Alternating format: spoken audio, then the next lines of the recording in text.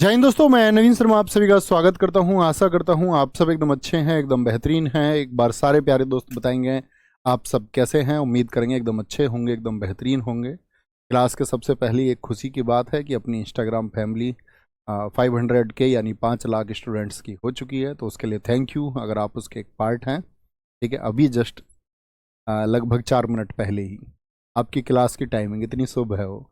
अंकित चौधरी, विवेक सागर, मुस्कान राठौड़, मधु, अभिषेक रांगा, अनिकेत, अनिरुद्ध, शुभम, सारे प्यारे साथियों का बहुत स्वागत है। और आज हम दोस्त एसएससी का एक हर्ट टॉपिक है, एसएससी का दिल का एक टॉपिक है, बुक्स। कभी भी आप एग्जाम देने जाएंगे तो आपको ऐसा नहीं दिखेगा कि बुक से क्वेश्चन नहीं है, हमेशा पूछा जाता है। ठीक है, 2 दिन की हमारी लगभग क्लास होगी आज और कल में हम बुक्स को ख़त्म कर रहे होंगे और उसके बाद हम स्पोर्ट्स चैप्टर की तरफ चलेंगे। ठीक है, क्लास के बाद में आपको इसकी पीडीएफ मिल जाएगी साथ ही। तो यहाँ पर आपको क्लास में फोकस करना है।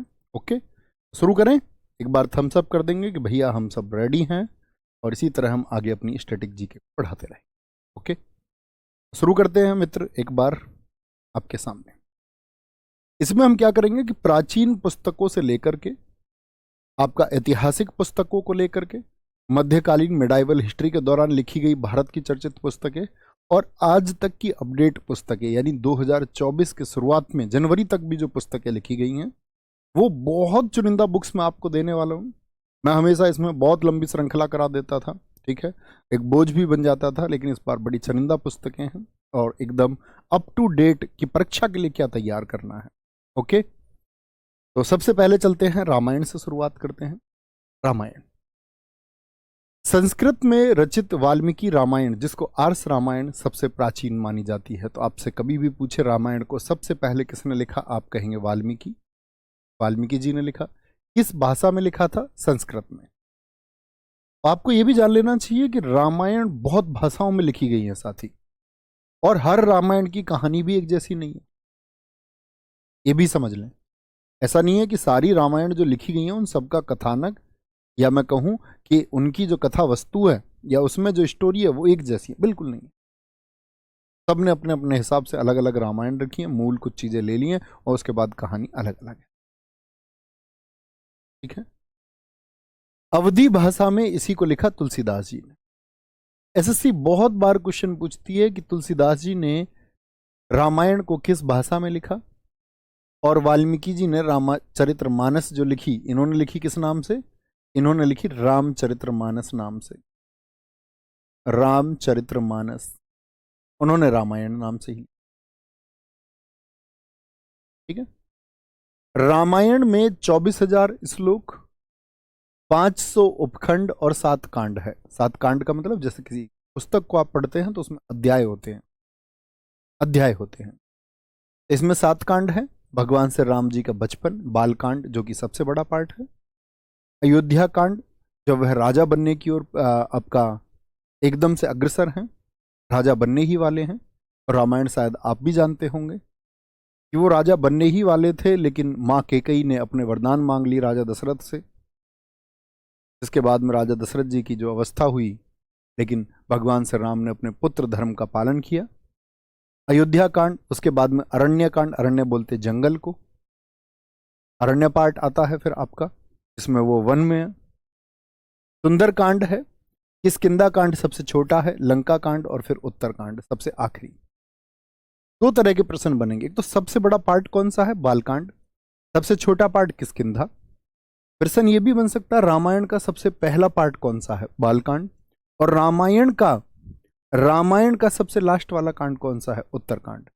तो क्या बोलेंगे इसको, बाल कांड को हम इंग्लिश में भैया चिल्ड्रन कांड ना बोलेंगे, इसको हम क्या बोलेंगे, बाल कांड ही कहेंगे। ठीक है, और उत्तरकांड को हम क्या बोलेंगे, इंग्लिश में भी उत्तरकांड ही कहेंगे। ओके, रामायण का अंग्रेजी में अनुवाद किसने किया। अब अलग अलग लैंग्वेज के लोग थे, लिंग्विस्टिक लोग हुए, उन्होंने हिंदी में पढ़ लिया उसको, उन्होंने लगा ये तो इतने ज्ञान की चीज़ है, इसका अंग्रेजी भाषा में भी अनुवाद होना चाहिए, इंग्लिश के भी इसके साथ ही रीडर्स बनेंगे। तो आरटीएच ग्रिफिथ ने, एक बार आंखें बंद कीजिए, इमेजिन करिए मैंने क्या क्या बोला। मैंने बोला सबसे पहले जो रामायण लिखी वो वाल्मीकि जी ने लिखी, संस्कृत भाषा में लिखी। उसके बाद अवधि में तुलसीदास जी की भी रामायण ने प्रसिद्धि पाई है।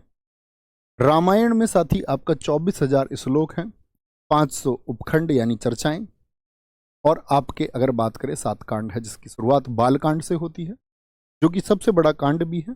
फिर आपका अयोध्या कांड आता है, उसके बाद में अरण्य कांड है, फिर उसी तरह सुंदर कांड, फिर किष्किंधा कांड और लंका कांड होते हुए सबसे अंत में उत्तर कांड आता है।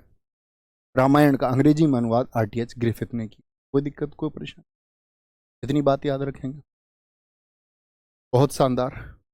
आगे आएंगे। नहीं साथी, फिर आवश्यकता नहीं है सर, मैंने प्रैक्टिस सेट पहले करे थे, फिर से करूं क्या? मैं कराऊंगा उनको शुरुआत से, तो बस रिवीजन कर लेना। रामायण का फारसी में अनुवाद किसने किया? मुल्ला अब्दुल कादिर बदायूनी। और कादिर बदायूनी ये अकबर के दरबार में था, मतलब 9 प्रमुख दरबारियों में से एक नहीं था। लेकिन आप देखोगे ज्यादातर फारसी में जो ट्रांसलेशन हुआ है वो किसने किया? वो बदायूनी के द्वारा किया गया। ठीक है।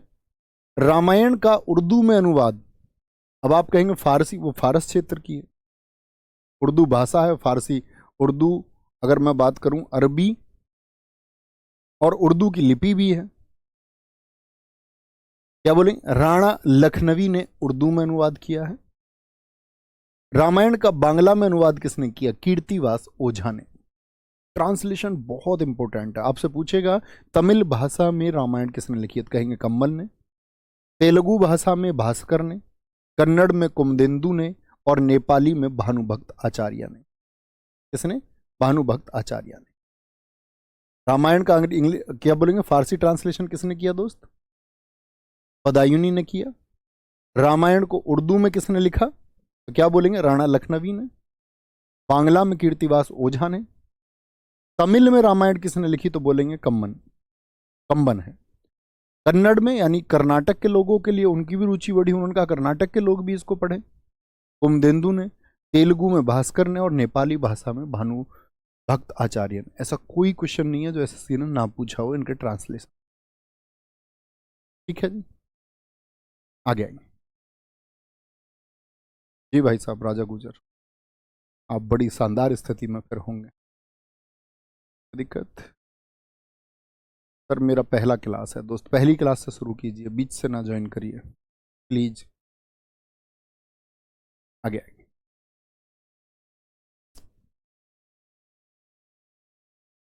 बताएंगे जी। नहीं मानते ज्ञानी, कोई दिक्कत, कोई परेशानी? संतोष वर्मा जी, इन क्वेश्चंस के आंसर मैं साथी पहले दे चुका हूं। इमेजिन करिए, आंखें बंद करके प्रयास कीजिए एक बार बोलने का। कौन कौन सी भाषाएं हमने बात की? मैंने आपसे बात की साथी की आपका, अगर हम बात करें सबसे पहला जो अनुवाद हुआ वो फारसी में हुआ, अब्दुल कादिर बदायूनी ने किया। उर्दू में राणा लखनवी ने इसको ट्रांसलेट किया। फिर बात आती है साथी इसकी बांग्ला भाषा में कीर्तिवास ओझा ने, तमिल में कंबन ने, कन्नड़ में कुमदेंदु ने, नेपाली में भानुभक्त आचार्य ने, और तेलुगु में भास्कर ने। कोई दिक्कत, कोई परेशानी? ये रामायण के ट्रांसलेशन। फिर आती है ऐसे ही महाभारत। महाभारत जिसको हम भारत जय या जय संहिता के नाम से जानते हैं। महाभारत के जो रचयिता हैं वो वेद व्यास हैं। इन पर बड़े क्वेश्चन मार्क हैं। कहते वेदों के रचयिता वेद व्यास, महाभारत के रचयिता वेद व्यास। महाभारत के अंतर्गत ही श्रीमद् भगवत गीता जी है, उसके भी लेखक वेद व्यास। तो बहुत सारे लोगों ने बोला कि एक व्यक्ति इतना सारा लेखन तो नहीं कर सकता था। स्वामी विवेकानंद जी का एक बड़ा स्टेटमेंट बड़ा यहां पर प्रचलित हुआ था। उन्होंने कहा था कि जरूरी नहीं है कि वेद व्यास एक ही व्यक्ति रहे हों, वेद व्यास एक समूह का नाम भी हो सकता है, जिस समूह में कई व्यक्ति रहे हों। कृष्ण द्वैपायन वेद व्यास, ये जरूरी नहीं है कि वो एक ही व्यक्ति रहे हों। तो उन्होंने इसको इस तरह से परिभाषित किया। ठीक है। महाभारत को भी फारसी में किसने बदला? अकबर ने कराया। अनुवादक कौन है? देखो फारसी में कौन रचना कर रहा है? फिर से कादिर बदायूनी ने। किसके टाइम पे हुआ? अकबर के टाइम पर। और इसको नाम भी दिया इस बार रज्मनामा। तो इतिहास में बड़ा इंपॉर्टेंट क्वेश्चन बनता है कि भारतीय इतिहास की कौन सी पुस्तक है जो रज्मनामा नाम से प्रसिद्ध है? महाभारत। अनुवाद किसने किया? बदायूनी ने। किसके कहने पर किया? अकबर के कहने पर, क्योंकि अकबर की धार्मिक रुचि बहुत ज्यादा थी, वह सभी धर्मों में रुचि लेता था। आपने देखा कि आप इतिहास में पढ़ेंगे, अकबर जैन समुदाय के जो विद्वान लोग थे उनसे भी मिलता है, हिंदू धर्म के लोगों से भी, ईसाइयों से भी, सब लोगों से वो मिला और सबको ये रियलाइज कराता था कि भैया मैं आप ही के धर्म को, ओह इतना अच्छा धर्म आपका है।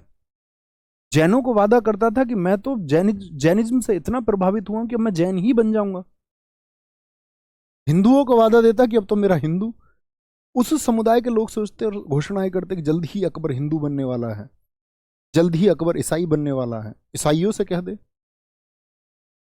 जब आपको मॉन्सेरेट उससे मिलने गया, एक ईसाई विद्वान था, तो उसने उसको उस तरह से, अकबर ने वादा किया कि सब धर्म दुनिया के बेकार, अब तो ईसाई बन जाना है। उसने सबसे नॉलेज गैस्प कर ली, गूढ़ बातें जान ली, चर्चाएं की, धार्मिक चर्चाएं जो वो बृहस्पतिवार को करता था वो उसने की, और फिर सबके ऊपर लेखन कराया। ठीक है। महाभारत का अंग्रेजी में अनुवाद, अब मुझे बताएं रामायण क्या बताया था मैंने आपको, अगर आपको ध्यान है तो क्या बोलेंगे भैया? RTH, RTH Griffith. क्या बोलेंगे? RTH वेद ग्रिफ। भैया आपका क्या मानना वेद व्यास? मैं मान सकता हूं, मैं स्वामी विवेकानंद जी के कथन से बिल्कुल सहमत हूं कि वेद व्यास एक टाइटल हो सकता है। भैया इन मूल ग्रंथों को अंग्रेजी में पढ़ना चाहिए या नहीं? पढ़ सकते हैं, लेकिन पता है किसी भी भाषा में जो लिखा गया है मूल, अगर ट्रांसलेशन हुआ है ना प्यारे दोस्त, तो उसमें फिर कुछ ना कुछ त्रुटियां तो जरूर रहेंगी, एरर जरूर आएंगी, क्योंकि ट्रांसलेशन के समय कुछ भाव बदलते हैं। जैसे कोई किताब इंग्लिश में लिखी गई है और उसका हिंदी ट्रांसलेशन हुआ है, तो उसका इंग्लिश ट्रांसलेशन पढ़ना चाहिए, लेकिन इंग्लिश में पढ़ना सहज नहीं है तो हिंदी पढ़े। अवनीश साहू, आप साथी रोज ही की बात करते हैं, इसका कोई मतलब नहीं है। सर जी आप बताए थे जटायु पार्क केरल में है, केसपाल सर ने बताया। भाई जटायु नाम से बहुत सारे पार्क हैं इंडिया में, महाराष्ट्र में भी जटायु पार्क है। मैं तो केरल में वो मूल जगह बता रहा था कि जहां जटायु के पंख काटे रावण ने, है ना। बुद्धू बच्चे नहीं बनना, रिसर्च करनी है, आप इंटरनेट के युग में हैं। महाभारत क्या बोलेंगे? भारत जय संहिता वेद व्यास रजमनामा नाम से बदायूनी ने, और KM गांगुली महाभारत का अंग्रेजी अनुवाद। तमिल अनुवाद महाभारत का रामानुजाचार्य। तमिल जानते हैं साथी कहाँ की लैंग्वेज है? साउथ में तमिलनाडु की लैंग्वेज। महाभारत का बंगाली अनुवाद किसने किया है? काली प्रसन्न सिंह ने। महाभारत का हिंदी अनुवाद किसके द्वारा किया गया? गीता प्रेस द्वारा। गीता प्रेस देखें, जिनके वाहन खड़े रहते हैं, गीता प्रेस गोरखपुर। कई बार आप इसको रेलवे स्टेशन पर देखेंगे, कई बार एयरपोर्ट पर भी होती है गीता प्रेस की दुकानें। तो ये क्या करती है, भारत का जितना भी नॉलेज है या भारत के जितने भी ग्रंथ थे, चाहे वेद हो, चाहे उपनिषद हो, चाहे पुराण हो, चाहे कोई भी धार्मिक ग्रंथ हो, ठीक है, उन सभी को हिंदी भाषा में ट्रांसलेट करके, ताकि हर भारतीय तक ये ज्ञान पहुंच पाए। तो क्या बोलेंगे? गीता प्रेस द्वारा महाभारत का हिंदी अनुवाद किया गया, और उसका हेडक्वार्टर कहां पर है? गोरखपुर। अच्छा, महाभारत का ही पार्ट बहुत सारे लोग बोलते हैं कि गीता जी तो महाभारत का ही पार्ट किसने लिखी? वेद व्यास ने। और गीता जी का हिंदी ट्रांसलेशन पूछ ले तो, हिंदी ट्रांसलेशन तो सीधी सी बात है, जिसने महाभारत का किया उसी ने किसका किया साथी? आपका गीता जी का भी किया। तो यहां पर भी क्या आएगा? गीता प्रेस आएगा। बात को समझे? गीता प्रेस के द्वारा आगे आएंगे।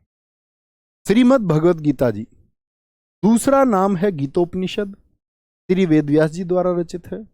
इसमें कितने अध्याय हैं? बहुत इंपॉर्टेंट बात है, इसमें 18 अध्याय हैं और साथ ही 700 श्लोक हैं।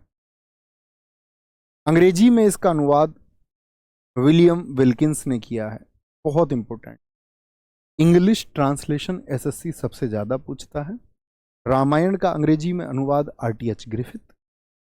महाभारत का अंग्रेजी में अनुवाद KM गांगुली यानी किसारी मोहन गांगुली। और साथ ही श्रीमद् भगवत गीता जी का अंग्रेजी में जो अनुवाद किया वो विलियम विल्किंस ने किया। और ठीक लिखा है रितु जी ने, गीता प्रेस गोरखपुर को गांधी शांति पुरस्कार मिला। वेरी गुड, ऐसे छात्रों की आवश्यकता है। उर्दू में अनुवाद किया है मोहम्मद महरूफ अल्लाह ने, ठीक है। अब आते हैं कुछ प्राचीन पुस्तकों पर। पहले इन तीनों की जो बात है उसको एक बार और देख लेते हैं, नजर मारेंगे 1 मिनट में क्या क्या चीजें हम पढ़ी। रामायण मैंने बताया सबसे पहले वाल्मीकि जी ने रचना की संस्कृत भाषा में, फिर तुलसीदास जी ने अवधी भाषा में, यानी अवध क्षेत्र अयोध्या के आसपास की जो 7 कांड हमने इसमें जाने। अंग्रेजी अनुवाद RTH ग्रिफिथ ने किया इसका। इसके बाद में साथ ही हम आए फारसी अनुवाद अब्दुल कादिर बदायूनी ने किया।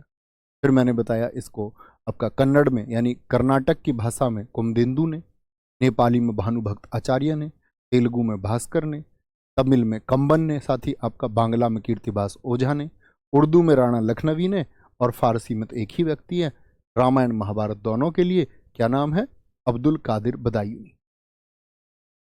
ठीक है। कुछ साथी यहाँ पर अपना स्कोर लिख रहे हैं कि मेरा SSC GD में उतना स्कोर आया। दोस्त अच्छा, मेरे कहने से आपका सिलेक्शन हो जाएगा क्या? कह रहे हैं कि इतने नंबर पर मेरा सिलेक्शन होगा या नहीं होगा? आप सोचे, मैं कह दूंगा तो हो जाएगा क्या? आपका सिलेक्शन हुआ आप तब मानना जब फाइनल मेरिट में आपका स्थान आ जाए। अब सारी चीजें हो चुकी हैं। बहुत सारे लोग बोलेंगे मैं फिजिकल की तैयारी करूं ना करूं। मैं आपसे कहता हूं आपको हर रोज फिजिकल की तैयारी करनी है 5-10 मिनट। अगर आप कोई ऐसा एग्जाम दे रहे हैं जिसमें फिजिकल पार्ट है तो हर रोज तैयारी कीजिए। ये दोस्त कमेंट में पूछने की बातें नहीं है, यहां पढ़ने आया करो, ग्राउंड पे दौड़ो, अपनी क्षमताएं दिखाओ, उसको किसी से पूछो मत मैं दौड़ू ना दौड़ू जी। ऐसा नहीं करना है। कक्षा फोकस करेंगे, सिर्फ क्लास से रिलेटेड बातें करेंगे, बाकी बातें नहीं। महाभारत भारत जय जय संहिता वेदव्यास के द्वारा। मैंने फिर बताया फारसी अनुवाद कौन करे, अब्दुल कादिर बदायूनी। अंग्रेजी अनुवाद किसने किया, KM गांगुली, केसारी मोहन गांगुली। तमिल में रामानुजाचार्य, बंगाली काली प्रसन्न सिंह, और हिंदी अनुवाद गीता प्रेस के। किसी भी साथी का मेरा हाथ जोड़ करके रिक्वेस्ट है, अतिरिक्त बातें ना हो कि मेरा वो पेपर कब होगा, ये होगा, please request, be a honest student. अपनी तैयारी को लेकर के इतने समर्पित रहिए। जो आप पढ़ते हैं ना, आप सोचो जब आप कमेंट लिखते होंगे तो आपका ध्यान इस टाइम कहां पर है, कमेंट में। यानी मैं जो बोल रहा हूं उसका कोई अर्थ ही नहीं है, आप उसको सुन ही नहीं रहे हैं। कैसे आप सफल हो पाएंगे? इससे रिलेटेड कुछ बातें पूछे। जैसे एक हमारे भाई ने बड़ा अच्छा रिलेटेड क्वेश्चन पूछा है, चंद्र प्रकाश वर्मा। वो कह रहे हैं सर रामायण को संस्कृत में क्यों नहीं लिखा गया? है कमाल की बात। दोस्त मैंने तो आपको ये बताया सबसे पहले संस्कृत में ही लिखी गई, वाल्मीकि जी ने लिखी।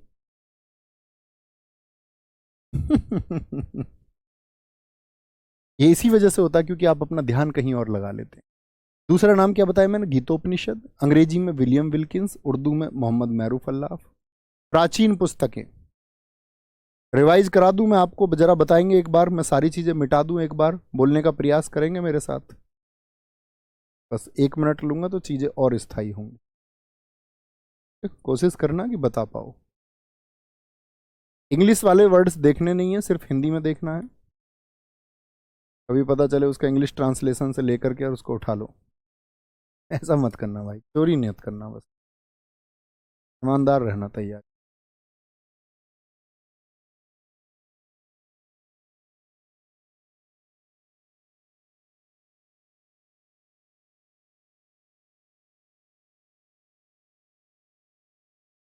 प्रयास करेंगे एक बार रिवाइज करने का, कोई नहीं, चीजें भूलेंगे फिर याद आएंगी।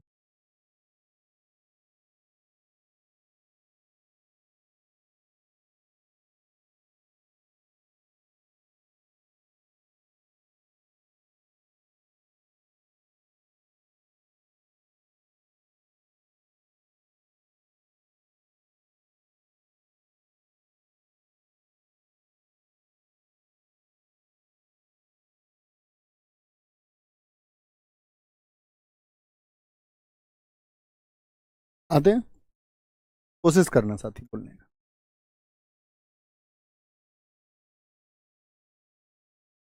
बोलेंगे एक बार, मिटाते चलेंगे उसी हिसाब से। क्या बोलेंगे? संस्कृत में किसने लिखी भैया बताइए एक बार, सारे दोस्त बोलेंगे। जो अच्छे स्टूडेंट है वो फोकस यहां पर करेंगे। संस्कृत में भैया किसने लिखी, तो क्या बोलेंगे भैया ये लिखी हमारा वाल्मीकि जी। अवधी भाषा में तुलसीदास जी। ठीक है। कांड हम पढ़ चुके। अंग्रेजी में अनुवाद आरटीएच ग्रिफिथ ने, आरटीएच ग्रिफिथ ने। रामायण का फारसी में अनुवाद कौन नाम मैं बार बार बोल रहा था, बदायूनी, ठीक है, अकबर के कहने। उर्दू में अनुवाद राणा लखनवी। रामायण का बांग्ला में अनुवाद कीर्तिवास ओझा। तमिल में किसने लिखी साथी, कंबन ने। तेलुगु में भास्कर ने। कन्नड़ में कुमदेंदु ने। नेपाली में भानुभक्त आचार्य, भानुभक्त आचार्य। महाभारत वेदव्यास। महाभारत का फारसी अनुवाद किसने किया, फिर से वही बदायूनी। अनुवादक कौन है, बदायूनी। महाभारत का अंग्रेजी में अनुवाद किसने किया, इंग्लिश ट्रांसलेशन, के.एम.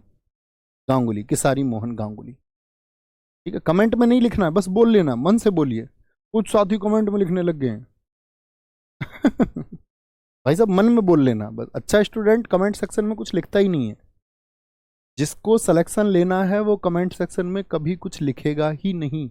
ये मूल नियम है, ये गांठ बांध लीजिए अगर जल्दी सफल होना चाहते हो। ये है कि 2 4 5 6 साल तैयारी का मन बना लिया है तो फिर कोई दिक्कत नहीं है, फिर तुम्हारी अपनी मर्जी, क्योंकि तुम्हारा अपना जीवन है।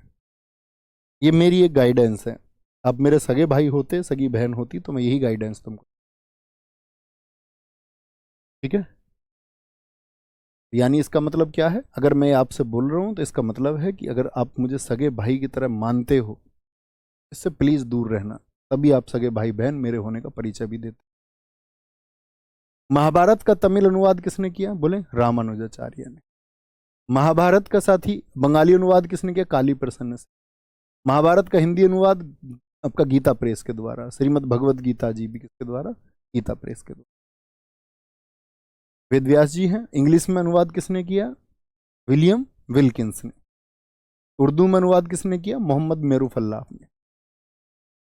कोई दिक्कत, कोई परेशानी, याद हुए, कुछ याद आया, कुछ याद आया, आ गया। अब शुरू करते हैं प्राचीन पुस्तकों की तरफ से।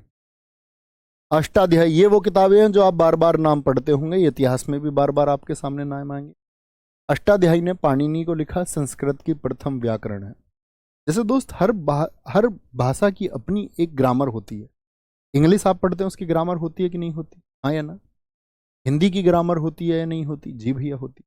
ऐसी संस्कृत की जो व्याकरण है वो सबसे पहले लिखी गई है, इसीलिए इनको प्रथम आपका ग्रामरोलॉजिस्ट बोलते हैं। प्रथम वैयाकरण इनको कहते हैं, अष्टाध्यायी को। महाभाष्य किसने लिखा, पतंजलि ने। योग शास्त्र किसने लिखा, पतंजलि ने। कुछ लोग सोचते हैं पतंजलि जो है वो बाबा रामदेव का है, बाबा रामदेव का नहीं है। पतंजलि तो ऋषि का नाम है, जिन्होंने क्या दिया था, भारत को योग विद्या दी थी। महाभाष्य लिखा, महाभाष्य उन्होंने अष्टाध्यायी से ही आपका प्रेरित होकर के, मोटिवेट होकर के लिखा। बुद्ध चरित्र, ये भगवान बुद्ध के बारे में, अश्वघोष। महाविश्वासा शास्त्र, ये भी भगवान बुद्ध के बारे में, वसुमित्र। स्वपनवास वदत्ता भास की है।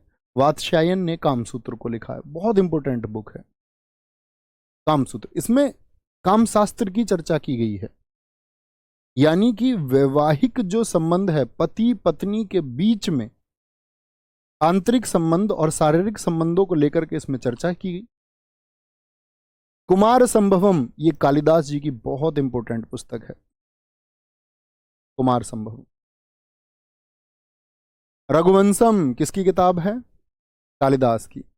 जब आप गुप्त वंश को पढ़ रहे होंगे इतिहास में, तो आप एक बात जानेंगे, भारत में एक राजा हुए चंद्रगुप्त द्वितीय, उनके दरबार में सबसे पहले नौरत्न रहे। अकबर ने तो बाद में उनको कॉपी किया। तो चंद्रगुप्त द्वितीय के दरबार में जो नौरत्न थे उनमें से एक थे आपके महाकवि कालिदास। तो उनकी रचनाएं, इतिहास के ऊपर भी उन्होंने, भारत इतिहास के बारे में भी उन्होंने क्या लिखा, मालविकाग्निमित्रम, राजा अग्निमित्र और पड़ोसी राजा, दुश्मन राजा विदर्भ के राजा की बेटी मालविका, यज्ञसेन की बेटी मालविका की कहानी लिखी। भरत मुनि ने नाट्य शास्त्र को लिखा है, ये तो हम कई बार आपके सामने नाम आ चुका है। विशाखा दत्त ने देवी चंद्रगुप्तम को लिखा है, ये आपका गुप्त वंश के ऊपर लिखी गई एक प्रसिद्ध पुस्तक है। विशाखा दत्त ने मुद्रा राक्षस को। पृथ्वीराज रासो को चंद्रबरदाई ने, क्योंकि जो पृथ्वीराज चौहान तृतीय थे ट्राइपेथोरा के नाम से जिनको हम जानते हैं। इतिहास में पढ़ेंगे आप इस चीज को कि 1191 में जब दिल्ली के समीप में आक्रमण हुआ गोरी का, तो वो पृथ्वीराज चौहान जी से टकराया। इसमें प्रथम युद्ध तो यही जीते, लेकिन द्वितीय युद्ध में मोहम्मद गोरी जीता और पृथ्वीराज चौहान जी को बंदी बना लिया गया। तो जब उनको बंदी बना के ले जाया गया तो चंद्र बरदाई भी उन्हीं के साथ चल दिए थे, दोस्ती के धर्म में, कि मेरे दोस्त को ले जा रहे हो तो मैं भी जाऊंगा। चंद्र बरदाई साथी ये इसको पूरा नहीं लिखवाए थे, ठीक है। पृथ्वीराज रासो को जो पूरा किया है पूर्ण, वो चंद्र बरदाई के बेटे ने पूरा किया कहानी को, और इनके बेटे का नाम है जलहण। कलहण नहीं, बहुत सारे लोग कलहण और जलहण में कंफ्यूज होते हैं। जलहण, कलहण तो वो है जिसने कश्मीर का इतिहास लिखा राजतरंगिणी में। चंद्रगुप्त समुद्रगुप्त के दादाजी थे क्या? नहीं बुद्धू, बिल्कुल नहीं है। समुद्रगुप्त के बेटे हैं चंद्रगुप्त द्वितीय। आगे मरच्छकटिकम शूद्रक की है, वराह मिहिर व्रत संहिता और पच सिद्धांतिका, बहुत इंपॉर्टेंट बुक्स। भारत के महान खगोलज्ञ रहे वराह मिहिर, ये भी चंद्रगुप्त द्वितीय के दरबार में रहते थे। इतने इंटेलिजेंट लोग चंद्रगुप्त द्वितीय के पास रहे ना, इसीलिए तो गुप्त वंश को कहते हैं हम भारतीय इतिहास का स्वर्ण युग। आर्यभट्ट जैसे लोग इसी टाइम पर हुए, महान गणितज्ञ आर्यभट्ट। शून्य, square root, cube root, radius of earth और ना जाने कितनी प्रकार की गणनाएं जो दुनिया के लिए नई थी उन्होंने करके दिखाई। वराहमिहिर महान खगोलज्ञ रहे। आप कभी दिल्ली जाएंगे तो आप एक जगह देखेंगे महरौली, किसने सुना है? तो महरौली दरअसल में उसका पुराना नाम था मिहिर की हवेली, और वो मिहिर की हवेली यानी वराह मिहिर को चंद्रगुप्त द्वितीय ने गिफ्ट की थी कि तुम यहां रहकर अपनी रिसर्च करो। फिर उसको हम बोलते रहे मिहिर की हवेली, मिहिर की हवेली, मिहिर की हवेली, मिहिर की हवेली, मिहिर की हवेली होते होते महरौली हो गया।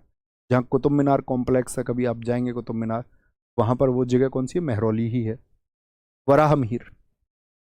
पंचतंत्र को विष्णु शर्मा ने लिखा है, कहानियां हैं इसमें, प्रेरक कहानियां, लेकिन दुनिया की सेकंड बेस्ट सेलिंग बुक्स में से एक है। बाइबल सबसे ज्यादा बिकी जाने वाली पुस्तक है दुनिया में, दूसरे नंबर पर पंचतंत्र आती है विष्णु शर्मा की, पूरी दुनिया में छोटे बच्चों के लिए प्रेरक कहानियों। ठीक है, कोई दिक्कत? खुशबू कुमारी साथी बच्चू, मैं उनको नहीं डलवा सकता हूँ, वो यूट्यूब का खुद का होता फंक्शन है ना, वो हमारे द्वारा कंट्रोल नहीं होता। कोई वीडियो हट जाती है वहां से, इसका मतलब है वो फिर कहीं नहीं रहेगी। ऐसा नहीं है कि उसको हम हटाएं या हम करें, एप्लीकेशन का हम कर सकते हैं, समझे? हटा दूं? बताएंगे क्या कुछ? हटाता चलता हूं साथ के साथ, तुमसे पूछूंगा भी तो सही।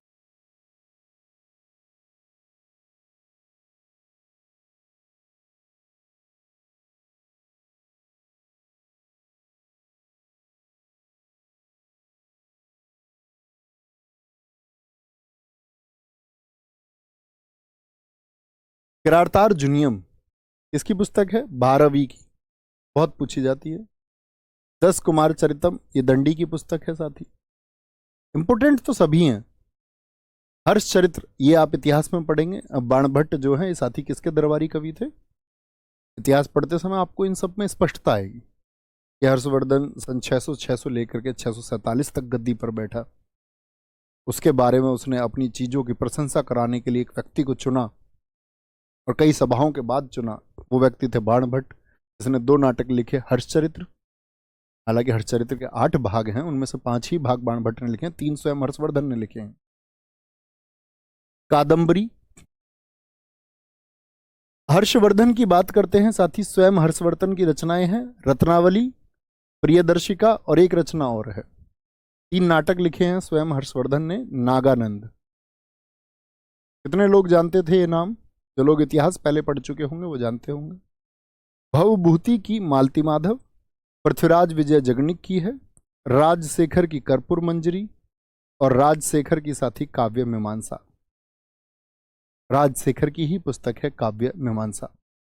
और याद रख लेना, यहां बुक्स में ट्रिक मत लगाने लगना प्लीज, नहीं तो पगला जाओगे। ट्रिक लगाने वाली चीज पर सिंगल नाम की कभी ट्रिक मत लगाना। अकेला अकेला नाम है, लगने को लग सकती हैं, 50,000 ट्रिक्स बन सकती हैं, लेकिन फिर भूल जाओगे।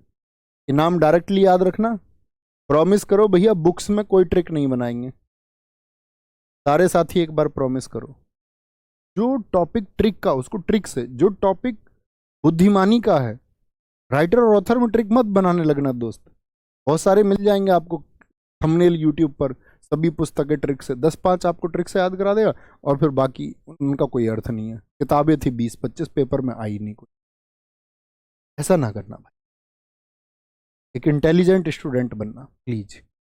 कृतार्जुनीयम भारवी, दंडी 10 कुमार चरितम, हर्षचरित्र कादम्बरी बाणभट्ट, रत्नावली नागानंद प्रियदर्शिका हर्षवर्धन, मालती माधव भवभूति, पृथ्वीराज विजय जगनिक, कर्पूर मंजरी राजशेखर, काव्य मीमांसा भी राजशेखर, गीत गोविंद जयदेव, उनकी जय हो गई तो उनके गीत गाए गए, ऐसी ट्रिक्स मत बनाना। जयदेव। राजतरंगिणी कलहण, इन्होंने कश्मीर का इतिहास लिखा। कश्मीर का इतिहास मतलब 1151 तक का इतिहास, 1151 तक की जो हिस्ट्री, अगर कश्मीर के बारे में जाननी है कि वहां पर उत्पल वंश हुआ था, कारकोट वंश हुआ था आपका, और लोहार वंश वहां पर हुआ था, तो 3 वंशों के बारे में उन्होंने लिखा है। राजा जयसिंह तक उनका इतिहास है। और राजतरंगिणी में ही कश्मीर का अकबर सुनने को मिलता है किसको, इसलिए इतिहास में क्वेश्चन भी पूछा जाता है, कश्मीर का अकबर किसको कहा गया है? जलालुद्दीन को। क्यों जी? कहा इसलिए गया है क्योंकि जो अकबर की नीतियां थी उनको कश्मीर में लागू किया था किसने? जलालुद्दीन। जिसमें एक थी तीर्थ यात्रा कर खत्म कर देना। जैसे जजिया कर, आप लोग जब इतिहास पढ़ते हो तो आप एक बात जानते होंगे, 1563 में अकबर ने तीर्थ यात्रा कर को हटाया, 1564 में अकबर ने जजिया कर को हटाया। ऐसी ही दोनों चीजें कश्मीर से किसने हटाई? तीर्थ यात्रा कर और जजिया कर, वो जलालुद्दीन ने। इसलिए उसको कश्मीर का अकबर कहा गया।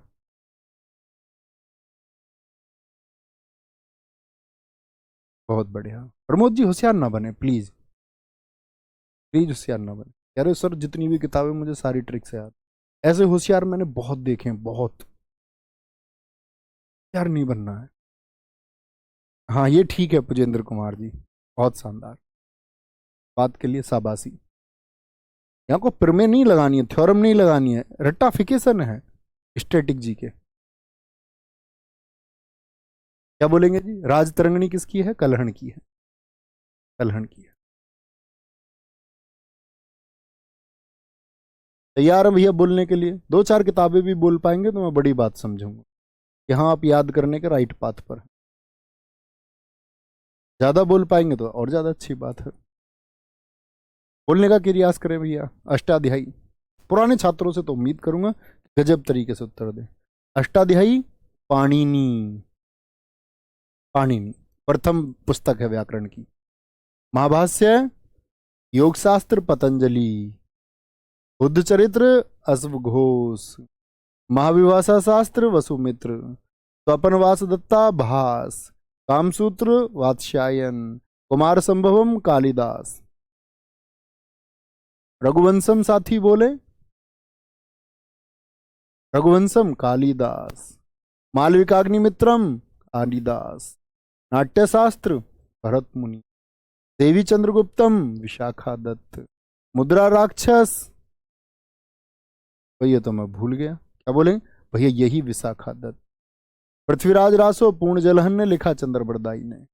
मृच्छकटिकम शूद्रक, व्रत संहिता पंच सिद्धांतिका वराह मिहिर, पंचतंत्र विष्णु शर्मा, विष्णु शर्मा, कार्तार्जुनियम भारवी, 10 कुमार चरितम दंडी, हर्षचरित्र कादम्बरी बाणभट्ट, रत्नावली नागानंद प्रियदर्शिका हर्षवर्धन, मालती माधव भवभूति, पृथ्वीराज विजय जगनेक, कर्पूर मंजरी राजशेखर, काव्य मीमांसा राजशेखर, गीत गोविंद जयदेव, राजतरंगिणी कल्हण, कश्मीर का इतिहास लिखा। ठीक है मित्र, ये हुई प्राचीन पुस्तक। अब आते हैं कि जब भारत में जो मुस्लिम शासन था वो आया। मुस्लिम शासन भारत में कब से आया? जब से दिल्ली सल्तनत भारत में विकसित हुई। और दिल्ली सल्तनत पे 5 वंश हुए, 1206 से लेकर के दिल्ली पर जो साथी आपका अरबी और तुर्कों का जो शासन हुआ 1206 से लेकर के और 1526 पानीपत के प्रथम युद्ध तक, जब तक बाबर भारत में प्रवेश नहीं कर गया तब तक गुलाम, खिलजी, तुगलक, सैयद और लोदी, आप लोग सब जानते होंगे ये 5 वंश। गुलाम 1206 से 1290 तक, खिलजी 1290 से 1320 तक, तुगलक 1320 से 1414 तक, सैयद 1414 से 1451 तक, और आपका फिर आता है अंत में क्या आपका लोदी वंश, वो आते हैं आपके 1451 टू 1526। तो ये 5 वंश हुए, उनके दौरान कौन कौन सी पुस्तकें लिखी गई भारत में, जिसमें सबसे पहला आता है तहकीक हिंद अल बरूनी। तहकीक हिंद जिसको हम आपका किताबुल हिंद के नाम से भी जानते हैं, कई बार ये किताबुल हिंद के नाम से भी बोली जाती है। इससे भारत में जो अरब आक्रमण हुआ उसकी जानकारी मिलती है, इस प्रकार से वो अरब आक्रमण भारत में हुआ था, किताबुल हिंद। मिनहाज, सॉरी ये उल्टा लिख गया भाई, तो एक बार सीधा कर देते हैं। मिनहाज उस राज लेखक का नाम है, मैं ठीक कर देता हूँ। किताब का नाम है तबकात ए नासिरी, इसको उल्टा लिख लेना भाई प्लीज, तबकात ए नासिरी, और राइटर का नाम है मिनहाज उस सिराज। मिनहाज उस सिराज इसने लिखना शुरू किया था 1211 से, जब से इल्तुतमिश गद्दी पर बैठा था तब से लिखना शुरू किया था। तो तबकात नासिरी ये बताती है हमको किसके बारे में, गुलाम वंश के बारे में बहुत सारी जानकारी देती है, गुलाम डायनेस्टी की। और यही एक बार एसएससी ने क्वेश्चन पूछा था, बड़ा मजेदार इतिहास में क्वेश्चन था कि वह कौन व्यक्ति है कि जिसने रजिया सुल्तान के बारे में ये कहा था कि रजिया सुल्तान अगर महिला ना होती तो उसका नाम भी भारत के बड़े शासकों में लिया जाता। और ये सही बात है, रजिया के नाश का कारण बना था उसका स्त्री होना। तबकात नासिरी किसने लिखी, ये साथी मिनहाज उस सरवाज ने, दरबारी लेखक भी था, आप पढ़ेंगे इसको वहां पर। लैला मजनू, किरानुसादेन, खजेन उल फतू और तुगलकनामा, जिसमें लैला मजनू बहुत इंपॉर्टेंट बुक है। और मिनहाज उस सिराज की तबकात नासिरी की बात करूं तो सीजीएल 2022 चाहे आप देख लीजिए, सीजीएल 2022 प्रीलिम्स आप देख लीजिए, चाहे मेंस देख लीजिए, और एसएससी के हर फॉर्मेट में 2022 में एक प्रश्न छाया रहा, तबकात नासिरी के लेखक कौन है। एमटीएस से लेकर के आपका सीएचएसएल सब जगह पूछा गया। तारीख ए फिरोज शाही ये बर्नी ने लिखी है। किताब उल रहला इब्न बतूता, इब्न बतूता के बारे में आप पढ़ेंगे इतिहास में, ये आया था मोरक्को से, 1333 में भारत आया, और इतना इंटेलिजेंट था कि इसको मोहम्मद बिन तुगलक ने दिल्ली का काजी बनाया था। काजी काजी बोलते थे जज को, पूरी दिल्ली का जज बना था इब्न बतूता। तो इसने फिर वहां पर जो आपका तुगलक वंश था, मोहम्मद बिन तुगलक, क्योंकि मोहम्मद बिन तुगलक का जो शासनकाल वो 1325 से 1351 तक रहा है, ये 1333 में आया नहीं, एमबीटी के शासनकाल में आया, मोहम्मद बिन तुगलक के शासनकाल में आया, है ना। बहुत सारे साथियों ने, हमारों ने रजिया सुल्तान का कार्यकाल लिखा 1236-40, बहुत अच्छी बात है। मैं इस तरह के स्टूडेंट्स हमेशा से चाहता हूँ संजीव भाई, क्लास से कनेक्ट करके उन चीज़ों को सोचे, है ना। इस तरह के छात्रों की मुझे बिल्कुल आवश्यकता नहीं है, जैसे एक लिख रहा है जी मैं, मेरे लाइट की प्रॉब्लम अधिक होती है, अब ये मुझे बिजली वाला बनाना चाह रहा है। वेरी गुड, मिटाया हमने, ये नहीं मिटाया अभी, हाँ इसको मिटाते चलेंगे, देखते चलिए शार्प एकदम से। कहते हैं ना कि छात्र के कुछ धर्म हैं, कुत्ते जैसी नींद, बगुले जैसा ध्यान, और तुम क्या करते हो, नींद तुम्हारी कैसी है, नींद तुम्हारी आदमियों जैसी है, और ध्यान कैसा है तुम्हारा, ध्यान है तुम्हारा इसके जैसा समझ लो, ध्यान तुम्हारा समझो उस ऐसे जानवर के जैसा जिसको शेर यूं ही पकड़ लेता है, उसको पता ही नहीं है क्या चल रहा है। बगुला बड़ा एक्टिव रहता है, उसको पता है क्या होना है। तुजू के बाबरी, ये बाबर ने खुद लिखी अपनी तुर्क लैंग्वेज में, कि बाबर एक लड़ाका था तुर्क भाषा में। उसने अपना स्ट्रगल लिखा है इसमें, भारतीय राजाओं के बारे में भी लिखा है। मवैयान किताबें तो इसकी एक बहुत चर्चित दीवार पुस्तक भी थी, लेकिन आपको दो याद रख लेनी है। हुमायूं नामा, एसएससी के एग्जाम हिस्ट्री अधूरी रहती है इसके बगैर। कभी कभी तो पूरे मिडेवल हिस्ट्री, पूरे मध्यकालीन भारत से सिर्फ एक प्रश्न पूछ के खत्म कर देता है। हुमायूं नामा किसने लिखी? ठीक है, ये फारसी की रचना है, क्योंकि मुगलों की जो लैंग्वेज थी वो फारसी थी। अकबरनामा किसने लिखी? अबुल फजल ने। आईने अकबरी अकबरनामा का ही थर्ड भाग है, अकबरनामा का ही थर्ड पार्ट है। तीसरा हिस्सा, तीसरा भाग ही आईने अकबरी है। ठीक है, अकबरनामा का अबुल फजल ने इसको लिखा। जब पूरी अकबरनामा को लिखा तो आईने अकबरी भी उसी ने लिखा होगा, तो तीसरा भाग है। तो ठीक है, इसमें अकबर के बारे में बताया गया, अकबर के वंशजों के बारे में बताया गया, फिर अकबर का सैन्य काल बताया गया, फिर अकबर के बारे में बातें की गई कि उसने किस तरह से अपनी प्रशासनिक व्यवस्था को चलाया। तीन पार्ट हैं। फुतुहात ए आलमगीरी, आलमगीर किसको बोलते थे? औरंगजेब को। तो उसके बारे में किसने लिखी? ईश्वरदास नागर ने रचना। ईश्वरदास नागर, ईश्वरदास नागर।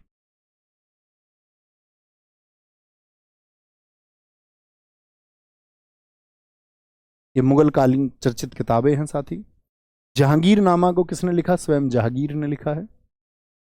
चार चमन, ये शाहजहां के बारे में पुस्तक है। यहां से, इस पुस्तक से हमको शाहजहां का इतिहास पता चलता है। चार चमन, कभी पूछे आपसे, इतिहास में पूछ लेता कई बार, शाहजहां के बारे में हमको किस पुस्तक से पता चलता है? मजमु उल बहरीन और सीर अकबर, ये लिखी हैं दारा सिकोह ने। और सीर अकबर क्या था कि 42 उपनिषद, जो भारत के, आप जानते हैं कुल उपनिषदों की संख्या कितनी है? 108। उपमान्य निषद माने निकट। गुरुओं ने अपने शिष्यों को अपने नजदीक बैठा करके जो ज्ञान दिया, तो वो पढ़ लिया। भारत के उपनिषद पढ़ लिए दारा सिकोह ने, और कहते हैं कि पूरे मुगल काल के जितने राजा और राजकुमार थे उन सब में सबसे बुद्धिमान दारा सिकोह हुआ। लोग ये भी कहते हैं कि भाई जो शाहजहां के चार बेटे थे उनमें सबसे बड़ा बेटा दारा सिकोह ही था, और शाहजहां हमेशा ये चाहता था कि दारा सिकोह गद्दी पर बैठे, लेकिन औरंगजेब ने उसको रिप्लेस कर दिया। तो लोग कहते हैं कि गद्दी पर अगर दारा सिकोह आ जाता तो भारत का भविष्य कुछ और होता, क्योंकि इसकी हिंदू दर्शन में बहुत रुचि थी। ये बहुत सम्मान करता था, इसके गुरु लाल बैरागी जैसे गुरु, जो हिंदू गुरु थे, इसने चुने थे अपने। लेकिन दोस्त, ये सच है कि शासन चलाने के लिए सिर्फ ज्ञान की आवश्यकता नहीं है। जो लीडरशिप शासन के लिए चाहिए थी वो औरंगजेब के पास थी इससे बेहतर। आप इतिहास में पढ़ेंगे कि दारा सिकोह की गर्दन थाल में रखवा करके भिजवाई औरंगजेब ने शाहजहां के सामने कि ये लो, इसको राजा तुम बनाना चाहते थे। इसकी रुचि थी, ये सिर्फ धार्मिक कार्यों में लगा रहा, शासन के प्रति इसकी, इसीलिए औरंगजेब ने इसको 3 युद्ध हराए लगातार। आप पढ़ेंगे उसको, सामूगढ़, देवराई, धर्मट। मजम उल बहरीन बहुत पूछी जाती है, सीर अकबर भी बहुत पूछी जाती है। किसकी हैं ये दारा सिकोह की रचनाएं हैं। दारा सिकोह, ये स्वतंत्रता संग्राम के समय की पुस्तकें हैं। बोले जी साथी, एक बार बोलने का प्रयास करें। तहकीक हिंद अलबरूनी, अरब आक्रमण के तबकात नासरी, ये तो मिट जाएगा भाई, अब तुम याद रख लेना इसको। मिनहाज उस सिराज, मैं मिटाऊंगा तो नीचे तबकात नासरी ही दिखेगा। लैला मजनू, किरान सादिन, खजेनुल फतू, तुगलकनामा, ये आपके साथी अमीर खुसरो, तोताए हिंद जिसको हम बोलते हैं। तारीख फिरोज शाही, जियाउद्दीन बरनी। किताबुल रहला, इब्न बतूता, बगल में जूता।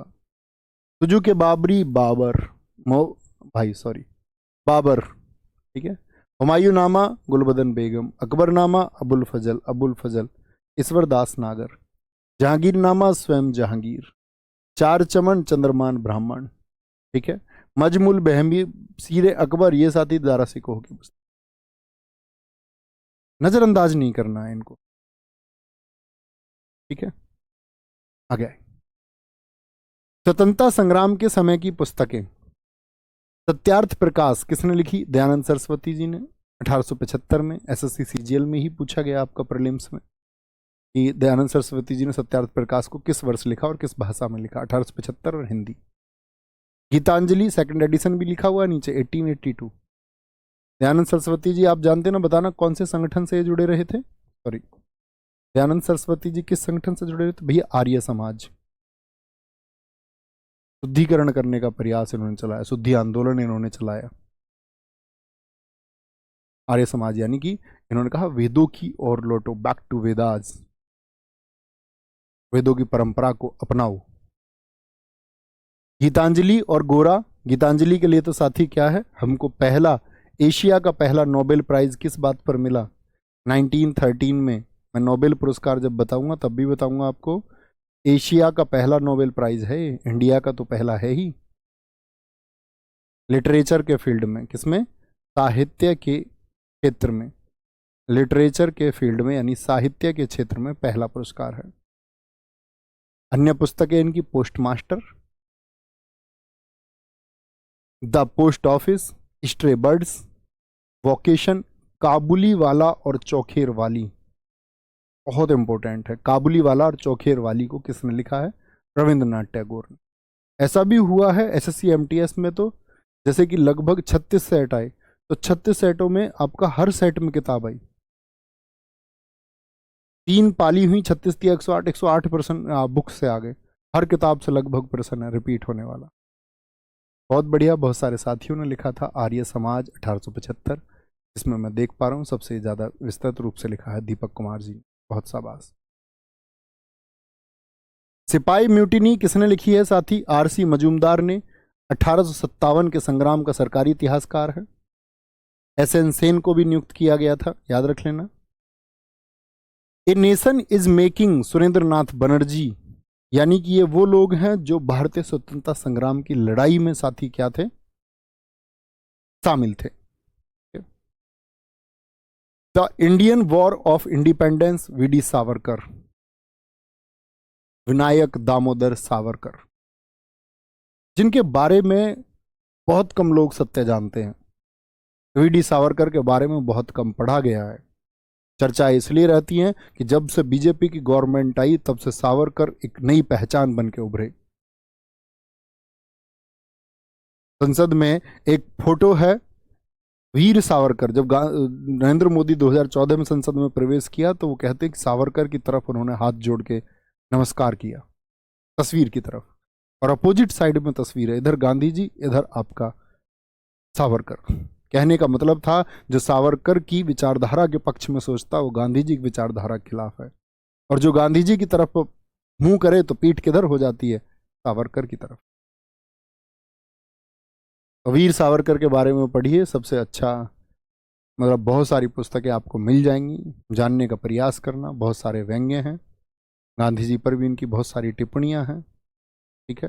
कुछ लोग इनको अंग्रेजों का दलाल कहते हैं, कहते हैं इन्होंने अपना माफ़ीनामा लिख दिया था। भगत सिंह जी की तरह ये नहीं थे, भगत सिंह जी ने तो अपना नाम माफ़ीनामा नहीं लिखा था। इन्होंने भी, इनसे भी सवाल पूछे गए तुमने अंग्रेजी सरकार का माफ़ीनामा क्यों लिख दिया था? उन्होंने कहा था क्या मैं जेल में बंद रहता हमेशा? वही एक क्रांति है। बाहर आके मैंने क्या किया, क्या मूवमेंट किए, उसके बारे में कौन अध्ययन करेगा?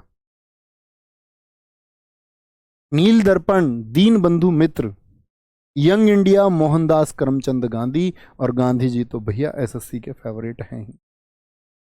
की टू हेल्थ, स्वास्थ्य की कुंजी, की टू हेल्थ, स्वास्थ्य की कुंजी। माई एक्सपेरिमेंट विद ट्रुथ, सत्य के साथ मेरे प्रयोग, गुजराती भाषा में इन्होंने लिखी, अंग्रेजी में हालांकि, सत्य के साथ मेरे प्रयोग, पढ़ना इसको। इसका इंग्लिश ट्रांसलेशन तो इनके महादेव देसाई जो इनके सचिव थे, गांधी जी के सेक्रेटरी थे, उन्होंने किया था गुजराती भाषा में। माई लाइफ माई मैसेज, ऐसे ही मैंने बताया तो माई लाइफ माई म्यूजिक, ये किसकी रचना मैंने आपको बताई थी, इन्हीं क्लासेस में बता चुका हूं, बताएंगे। Pathway to God, Hind Swaraj, जिसको एसएससी इंडियन होम रूल के नाम से पूछ लेता है, और हम गलती कर देते हैं, हम सोचते हैं होम रूल आंदोलन, क्योंकि हम इतिहास में पढ़ चुके होते हैं कि वो तिलक और एनी बेसेंट जी ने किया था, तो हमारा ध्यान जाता है होम रूल आते तिलक और एनी बेसेंट। वो इसी पुस्तक को अंग्रेजी में पूछते हैं। ठीक है, आगे आएंगे। कोई दिक्कत, कोई परेशानी? Poverty and unBritish rule of India.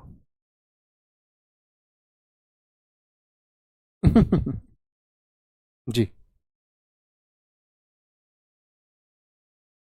बहुत बढ़िया, बहुत शानदार Deepak Kumar, very good. Poverty and unBritish rule of India Dadabhai Nehru ji की बहुत चर्चित किताब है। इन्होंने इस किताब में ड्रेन थ्योरी दी। इन्होंने लोगों को समझाया था कि कैसे अंग्रेज भारत से पैसा निकाल के बाहर पहुंचा रहे हैं। न्यू इंडिया कॉमनवेल, ये एनी बेसेंट की पुस्तक है, ये इनकी पुस्तिका थी दरअसल में। जब भारत का इतिहास चल रहा था, होम रूल आंदोलन देश में इन्होंने चलाया। एनी बेसेंट हमारे यहाँ की नहीं थी, आयरलैंड की थी। बाद में इन्होंने भारत की नागरिकता ली और उन्होंने अपना संपूर्ण जीवन भारत की क्रांति को दे दिया था, भारत को स्वतंत्र कराने के लिए। कांग्रेस से जुड़ी रही।